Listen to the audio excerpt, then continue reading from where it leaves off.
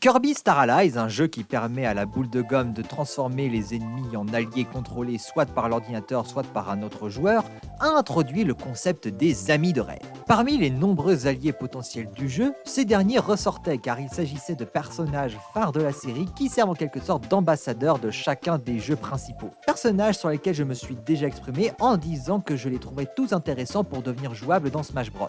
Et si je reconnais que les avoir tous jouables est le comble de l'improbable, je maintiens tout de même mon propos. En chacun d'eux recèle un potentiel amusant que j'ai envie de faire fleurir en un moveset hypothétique. Mais comme j'ai pas envie de faire 3 épisodes consacrés à eux par saison, j'ai décidé de créer un format spécial. Je vous présente le Kirby Pass. 3 amis de rêve en un seul épisode, mais scindés en plusieurs parties. Comme ça, vous pouvez aller checker ceux qui vous intéressent le plus. Sur ce, entamons la vidéo de celui que vous avez choisi.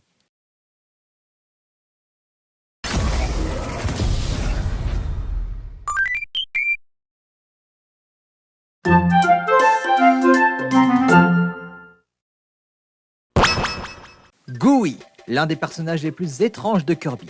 Et pour comprendre pourquoi, petit instant lore. Le principal méchant de Kirby's Dream Land 2 s'appelle Dark Matter, et sa nature est assez floue.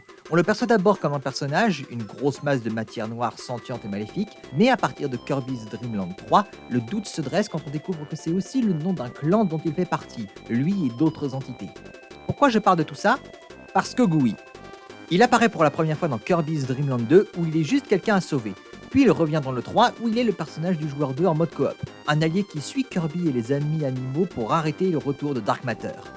Et le jeu révèle qu'il appartient à ce groupe. Ouais, ce sosie du gluant de Dragon Quest est lié à cette entité d'horreur cosmique floue. Il n'est pas seulement membre de cet étrange clan, mais aussi serait une part du Dark Matter originel.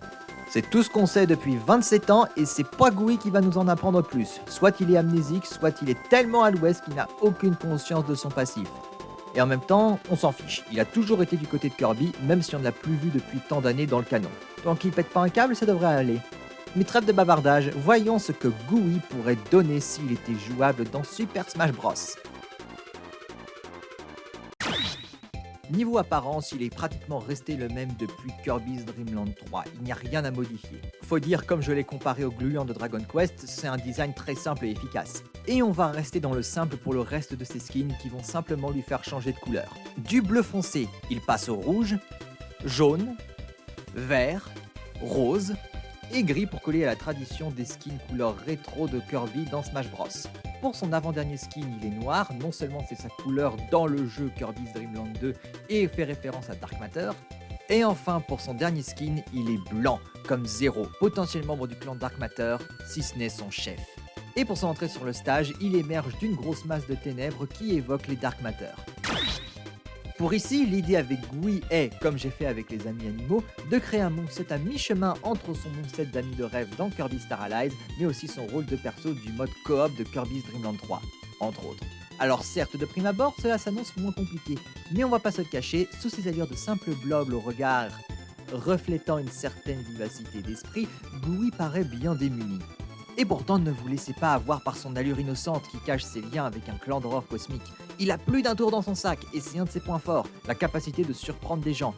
De plus, bien que privé de pieds et ayant pour principal bras et mains des petits moignons au mieux, il a un atout de taille, au sens propre. Sa longue langue préhensile, qui, proportionnelle à sa taille, lui permet de briller au combat à mi-distance. Pour expliquer ses stats, comparons-le à Kirby. Aussi petit et léger que lui, il est plus lent sur Terre. Après tout, ses attaques ont une plus grande portée globale, il peut se le permettre. En l'air, c'est plus compliqué. Son lien avec le clan Dark Matter fait qu'il a démontré divers pouvoirs très différents, dont celui de voler. Et à de nombreuses reprises, on a pu constater que oui, en l'air, il se débrouille très bien dans l'ensemble. Mais pour une raison que j'expliquerai plus tard, je n'ai pas pu lui donner les 5 sauts supplémentaires en l'air. Du coup, comme j'ai fait avec Waddle Dee, il a un nombre plus limité de sauts pour les standards des combattants Kirby avec seulement 3. Du côté des stats, il a les mêmes vitesses de chute et gravité, mais de meilleurs stats de vitesse et accélération aérienne, ce qui fait qu'il fend l'air plus facilement malgré tout. Pour ses attaques, on a un mélange très hétéroclite qui inclut des coups de langue, certains inspirés par les pouvoirs du Copy Fouet de Kirby, d'autres attaques inspirées par les pouvoirs de Copy tels qu'ils apparaissent dans Kirby's Dream Land 3, et enfin quelques techniques inspirées par des capacités du clan Dark Matter qui sont à la portée de Gooey, et même des pouvoirs de Copy de Kirby 64 inspirés par un autre membre du clan, Miracle Matter. Voyons tout cela. Il a un direct en 3 coups où il se contente de donner plusieurs coups de langue. Le dernier coup est un direct rapide. Pour son attaque côté, il prend appui sur le sol avec sa langue et fait l'équivalent d'un horse kick avec son corps. Pour son attaque haut, il prend encore une fois appui sur le sol et fait l'équivalent d'un scorpion kick avec son corps. Son attaque bas est le fameux tacle des jeux Kirby. Et son attaque de course est comme Kirby, il utilise le pouvoir de copie feu de Kirby's Dream Land 3. Il s'enflamme et fonce droit devant. Sauf qu'évidemment, l'apparence de l'attaque colle avec Gooey. Les flammes sont bleues et on voit ses yeux tout rigolos. À terre à cause d'une attaque ou après avoir trébuché, il donne des coups de langue autour de lui. Et quand il remonte sur le stage, il attaque avec tout son corps. Pour son attaque smash côté, il tire depuis ses yeux une décharge d'énergie noire. Pour son attaque smash haut, il prend appui sur le sol avec sa langue, se soulève et crée une décharge d'énergie noire tout autour de lui. L'attaque est un mélange du pouvoir de copie étincelle et d'une attaque de Dark Matter qu'il a hérité dans Star Allies. Et pour son attaque smash bas, il tourne sur lui-même, langue totalement déployée, en référence à la technique du fouet tornade. Pour son attaque aérienne neutre, il pique tout autour de lui en imitant le pouvoir de copie aiguille avec sa Mock Matter. On en reparle. Son attaque aérienne avant est inspirée par la technique du pouvoir trancheur qu'a Mock Matter. Il crée une lame en croissant équipée de dents comme des tronçonneuses et fonce dans le tas en sciant ses adversaires. Pour son attaque aérienne arrière, il se retourne et donne un coup de langue latéral. Pour son attaque aérienne haut, il donne un coup de fouet avec sa langue vers le haut. Et pour son attaque aérienne bas, il utilise un autre pouvoir de copie, rocher. Il se transforme en pierre avec des yeux remuants et tombe avec fracas. Pour sa saisie, il déploie sa langue et ligote son adversaire. Et pour le pummel, il donne des coups de boule. Pour son lancer avant, il utilise la technique de la langue front. Il balance son adversaire d'un geste large. Ses autres lancers sont inspirés par le pouvoir de copie fouet. Pour son lancer arrière, il jette son adversaire derrière lui d'un coup de fouet. Pour le lancer haut, il le balance vers le haut. Et le lancer bas est inspiré par la technique de la double jetée. Gooey cogne son adversaire 2 fois contre le sol avant de l'envoyer voler. Pour sa provoque haut, il se gratte le haut de la tête avec sa langue, en mode « Qu'est-ce qui vient de se passer ?» Pour la provoque bas, il recrache des arêtes de poisson. Et pour sa provoque côté, ses yeux grandissent et les pupilles de ses yeux brillent d'une couleur surnaturelle comme les autres Dark Matter. Pour les attaques spéciales, on reste dans la même continuité, même si on a encore beaucoup de techniques inspirées par son clan. La preuve, une chose très récurrente que le Dark Matter a fait souvent, c'est posséder des gens pour combattre. Il a possédé Dadidou 3 fois, et dans ses combats, il a une attaque particulièrement marquante où il crée une mâchoire avec le ventre de Dadidou avant de foncer mordre Kirby. Gooey va ici reprendre cette attaque, mais il n'arrive pas à faire une mâchoire aux dents pointues, donc à la place, il fait sa meilleure imitation de Pac-Man. D'ailleurs, ne vous y trompez pas, elle est plus proche de l'attaque rapide de ce dernier que de l'attaque spéciale. Gooey fonce droit devant en mâchouillant, entraînant ses adversaires dans une attaque en multi-coups.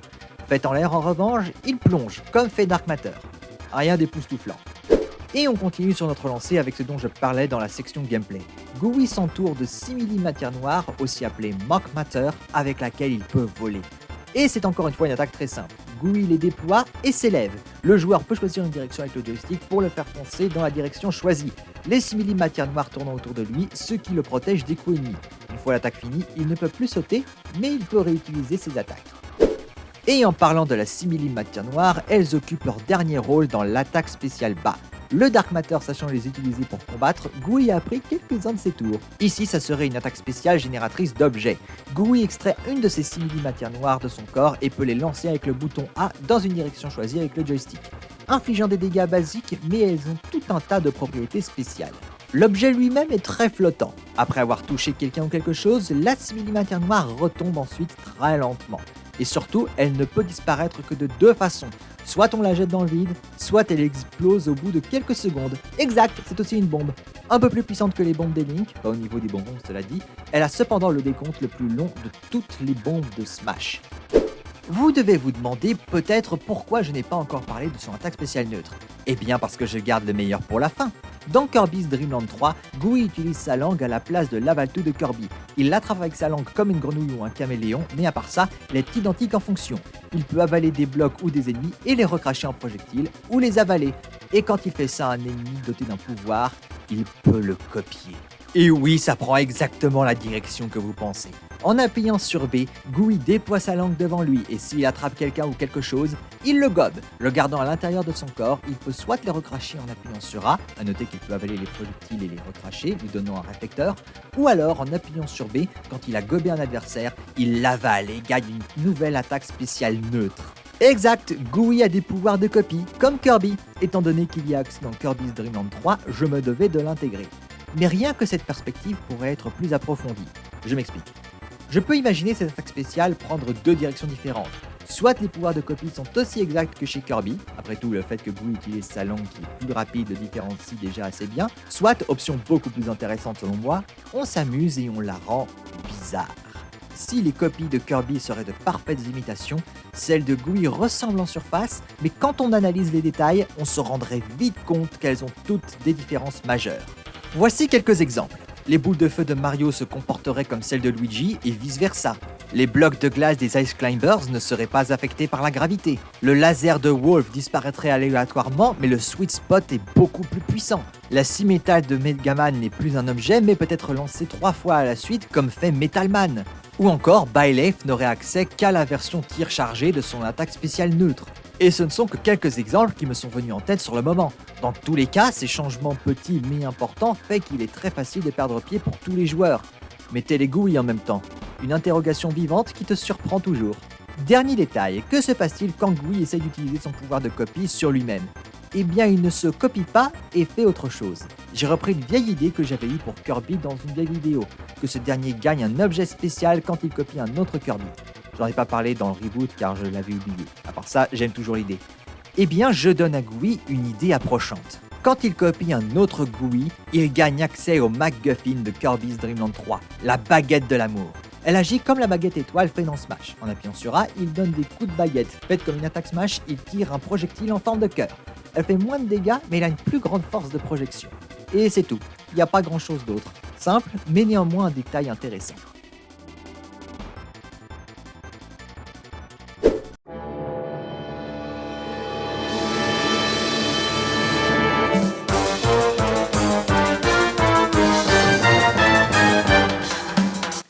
La dernière technique que je voulais utiliser. Le laser noir est une technique de Dark Matter que Gooey a hérité dans son moveset de Star Allies et de Kirby's Fighters 2, le Platform Fighter Kirby. Ces lasers vont dans la direction de l'adversaire le plus proche et sont totalement pétés. Tellement qu'à l'origine j'avais prévu de faire d'eux une attaque spéciale, mais je me rendais compte qu'ils ne collaient pas du tout à mon moveset global. Par contre, en Final Smash, chargé par l'énergie de la balle Smash, Gooey s'envole avec sa simili-matière noire et tire 3 lasers qui vont du bas vers le haut, balayant et zappant tous ceux qui se trouvent devant lui dans un rayon assez large. En somme, imaginez la première partie du Final Smash de Kazuya, mais de plus grande ampleur. Il achève le tout en tirant un deuxième laser dans la direction du plus gros rassemblement d'ennemis ou le plus affaibli. Une fois cela fait, le combat reprend. Pour sa première animation de victoire, Gooey salue le public avec sa langue. Sauf qu'il est de dos face à la caméra, et il ne se rend pas compte qu'il regarde dans la direction opposée où il devrait regarder. Pour la deuxième, la caméra fait un gros plan sur ses yeux qui brillent, menaçants. Puis elle dézoome montrant Gooey tout à fait normal, mais encore bien trop près de la caméra. Et enfin pour la dernière, c'est la dernière partie de sa danse de victoire personnalisée dans Kirby Star Allies. Et voilà ce que Gooey pourrait donner s'il était jouable dans Super Smash Bros. Techniquement, les 2/3 du chemin de cette vidéo sont enfin faits. N'oubliez pas que cette vidéo est la deuxième partie d'un épisode divisé en 3. Vous pouvez donc aller checker les autres parties consacrées aux autres amis de rêve si ça vous intéresse. Sur ce, merci d'avoir regardé cette vidéo. Si elle vous a plu, n'hésitez pas à mettre un like, un commentaire gentil ou une critique constructive à faire, la section commentaires est ouverte. Si mon futur contenu vous intéresse, n'oubliez pas de vous abonner et d'activer la cloche. Et n'oubliez pas que vous pouvez également me retrouver sur les autres réseaux sociaux affichés à l'écran. Quant à moi, il est temps que je finisse cette semaine de l'Avent que j'ai lancée. À demain!